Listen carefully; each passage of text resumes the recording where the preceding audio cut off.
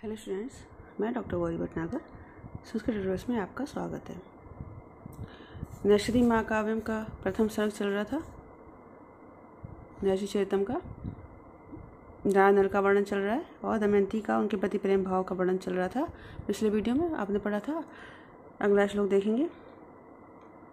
नृपे अनुरूपे निज रूप संपदाम दिदेश तस्मिन् बहुशा श्रुतिम गते विशिष्य सा भीम नरेंद्र नंदना मनोभवा आज्ञेक वंश वदम मना।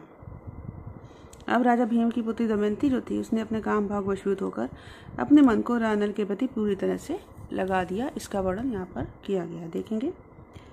सा भीम नरेंद्र नंदना, वह या उस भीम नरेंद्र राजा भीम की पुत्री दमयंती ने निज रूप संपदा, अपने सौंदर्य के अनुरूप योग्य और बहुशा श्रुतिम गते, अनेक बार, श्रुतिम गते सुने गए, कान में पड़े हुए या सुने गए, अनेक बार, बहुशा में अनेक बार भी आ सकता है, अनेक व्यक्ति भी आ सकता है, तो अनेक व्यक्तियों से या अनेक बार श्रुतिम गते कान में गए हुए या सुने गए। तस्मिन् नृपे, उस राजा नल के प्रति, मनोभव आज्ञेक वशवदम, कामदेव की आज्ञा के एक वशवदम, एकमात्र वशीभूत, मनः मन को, विशिष्य दिदेश, अत्यधिक रूप से दिदेश लगा दिया।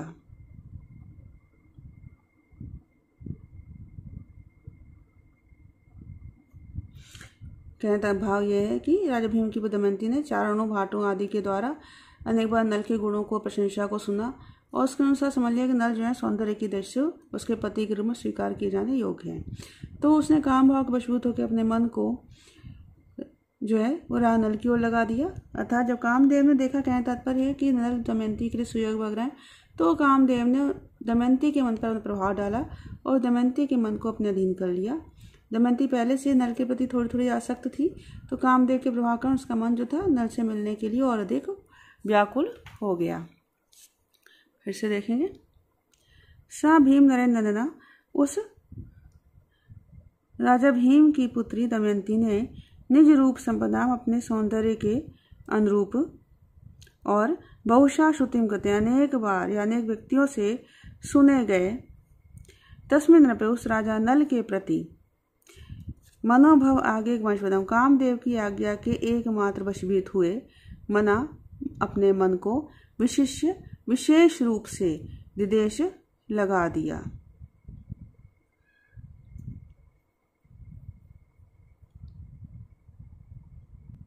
अगला श्लोक देखेंगे। उपासना में ते पितु सम रज्यते दिने दिने सावसरेषु नंदिनाम पठरसुतेषु प्रति भूपति नलम विनिद्र रोमाजनी शृण्वन्ति नलम।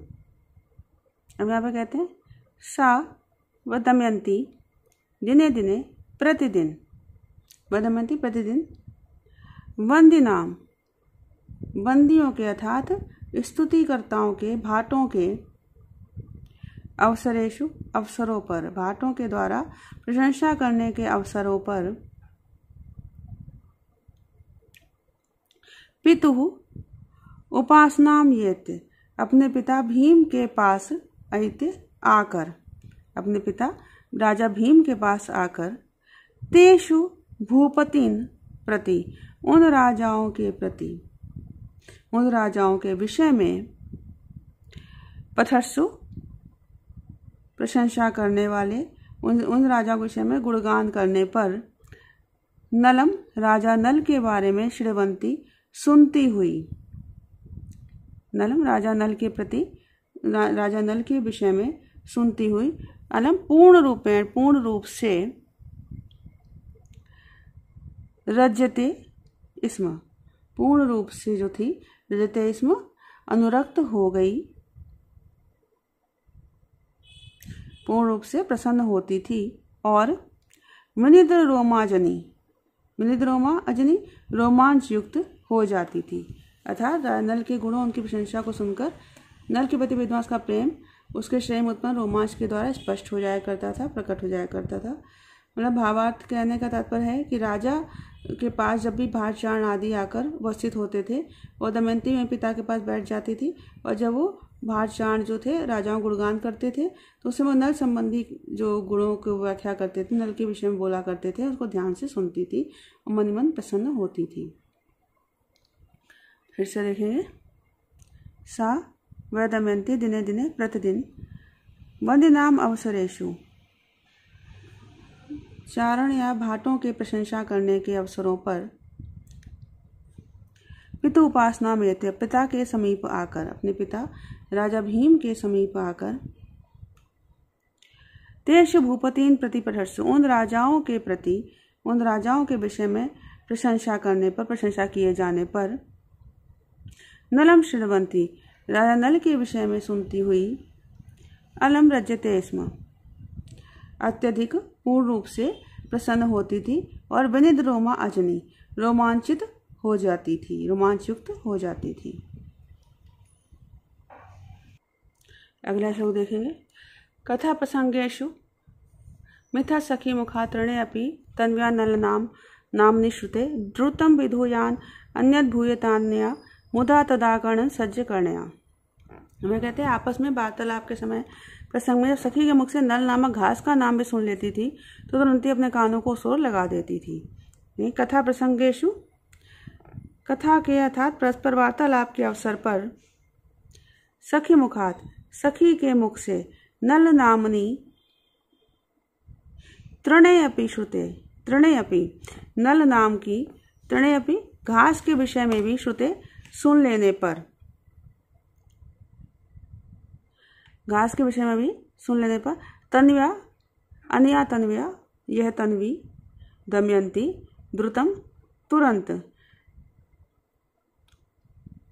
अन्यत, दूसरी बात को, अन्य दूसरी बात को, विधूय, छोड़कर, मुदा, प्रसन्नता के साथ, तद आकर्णन, सज्ज करण्या, तद आकर्णन, उसको ही सुनने के लिए, सज्ज करण्या, दत्त चित्त, अभूत, हो जाती थी। मतलब आपस में बातचीत के सब, जब सखी के मुख से नल जो घास है उसके बारे में भी सुनकर, नल नाम सुनकर, दमयंती तुरंत ही अपने कार्य को और बातचीत को छोड़कर वो सोचती थी कि मेरी सखी मेरे प्रिय नल के विषय में बोल रही है, बात को सुनने में दत्तचित्त हो जाती थी। प्रतिशोक्ति अलंकार है यहाँ पर, फिर से देखेंगे, कथा प्रसंगेषु, आपस में वार्तालाप के अवसर पर, सखी मुखात, सखी के मुख से,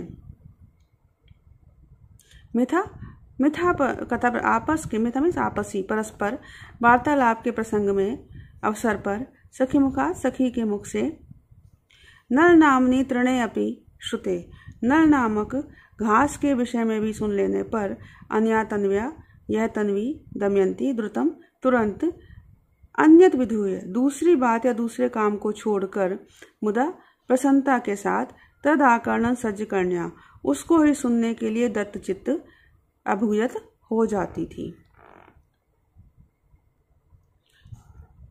अगला श्लोक देखेंगे, स्मरात परासो निमेश लोचनात् विभेमी तद भिन्नम उदाहरेति सा, जनेन यूना स्तुवता तदास्पदे निदर्शनम नैषधम अभ्यस्येत्।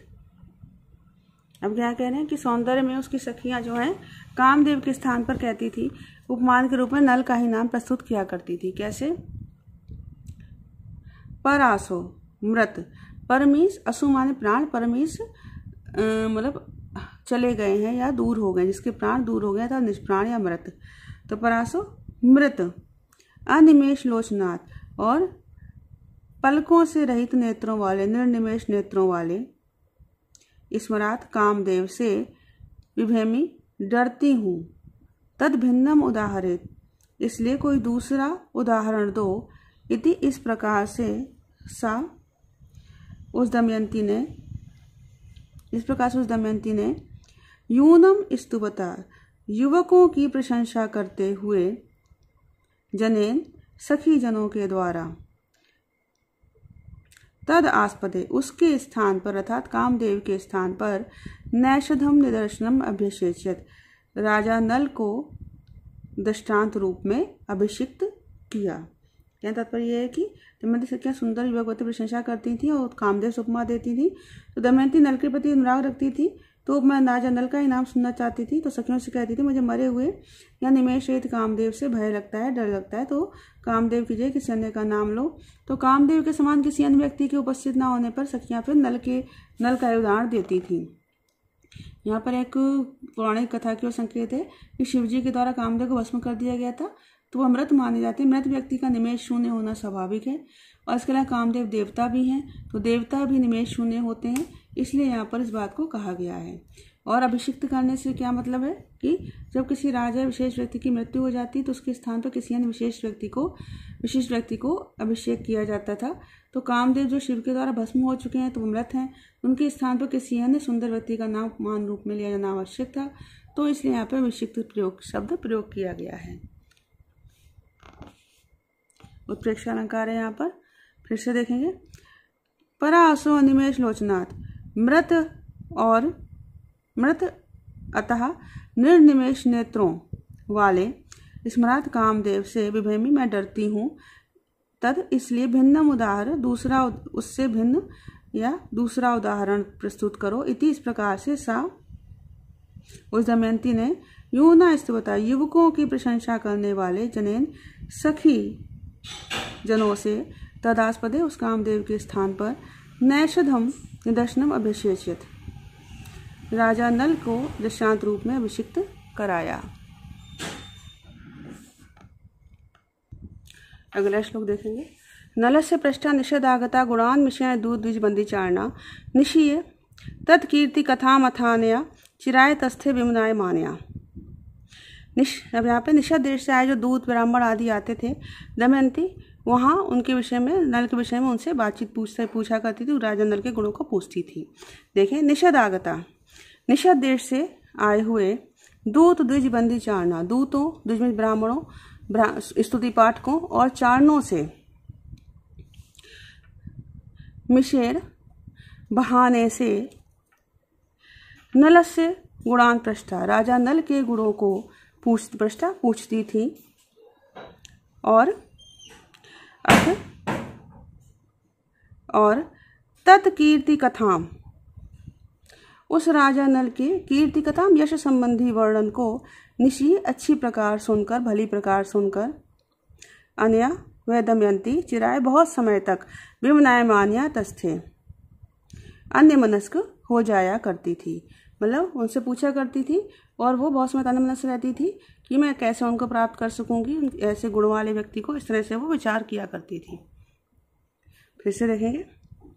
निषद आगता, निषद देश से आए हुए दूत द्विजबंदी चारणा, दूतों ब्राह्मणों स्तुति पाठकों और चारणों से मिश्रण बहाने से नल से गुणान पृष्ठा राजा नल के गुणों को पूछती थी। कौन? वह दमयंती नल के गुणों को पूछती थी।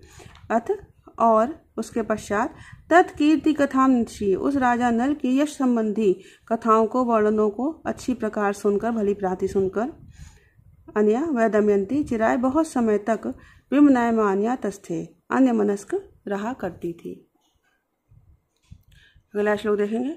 प्रियम प्रिया चा त्रिजगत जय श्रियो लिखादि लीला ग्रह भित्ति कापि इति स्म सा कारुतरण लेखितम नरस्य चा स्वस्य चा सख्यम इक्षते। अब यहाँ पे देखेंगे उसका अनुराग बताया गया है कि अधिलीला ग्रह भित्ति, अधिलीला ग्रह क्रीड़ा भवन की, क्रीड़ा ग्रह की, विलास ग्रह की भित्ति दीवार पर त्रिजगत जय श्रियो तीनों लोकों में जय सर्वश्रेष्ठ श्रियो सौंदर्य वाले, तीनों लोकों में सर्वश्रेष्ठ सौंदर्य वाले, कौ अपि किन्हीं दो, प्रियम प्रियाचा प्रेमी और प्रिया को लिख चित्रित करो। इति इस प्रकार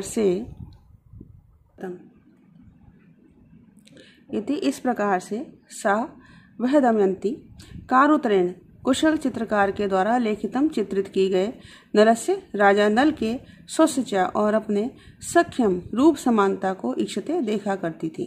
कहने तात्पर्य यह है कि वो दमयंती जो है किसी प्रिय और प्रिया को विलास की दीवार पर चित्रित करने की बात कहा करती थी। किससे? चित्रकार से। और फिर चित्रकार के द्वारा चित्र बनाए गए नल के और अपने रूप समानता को देखा करती थी। कहने का तात्पर्य है कि अपने प्रिय के चित्र दर्शन द्वारा अपनी उत्कंठा को दूर करने की इच्छा से दमयंती चित्रकार से विलास गृह की दीवार पर संसार में सबसे अधिक सुंदर युवक और युवती का चित्र बनाने को कहती। और जब चित्रकार नल और दमयंती इन दोनों का चित्र बनाता, क्योंकि यही संसार सबसे सुंदर थे, तो दमयंती अपने आप को प्रसन्न किया करती थी। फिर से देखेंगे एक बारी। अधिलीला गृह भित्ति विलास गृह की दीवार पर त्रिजगत जयी श्रियो, तीनों लोकों में सर्वश्रेष्ठ सौंदर्य वाले कौपी किन्हीं दो प्रियम प्रिया चालिक, प्रिय और प्रिया को प्रेमिका को चित्रित करो। इति इस प्रकार से सा व दमयंती कारुत्रेण कुशल चित्रकार के द्वारा लेखितम चित्रित किए गए नल से स्वस्चा राजा नल के और अपने सख्यम रूप सादृश्य को, रूप समानता को ईक्षते स्म देखा करती थी। यहाँ पर उपमेय उपमा नामक अलंकार प्रतीत होता है। तो इस प्रकार इस वीडियो में इतना ही। साथ बने रहने के लिए धन्यवाद।